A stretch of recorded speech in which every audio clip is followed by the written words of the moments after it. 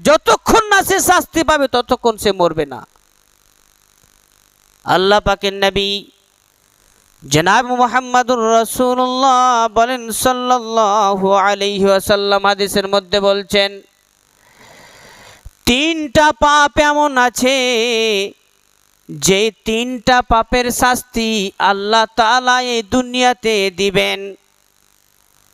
অন্য পাপের শাস্তি কিয়ামত অবধি আল্লাহ তাআলা দেরিতে করে দিবেন, কিন্তু তিনটা পাপ এমন আছে সেই তিনটা পাপের শাস্তি আল্লাহ তাআলা সেই বান্দার এই পৃথিবীতে বেঁচে থাকার পরে সাথে সাথেই সে বান্দাকে শাস্তি দিয়ে দেন।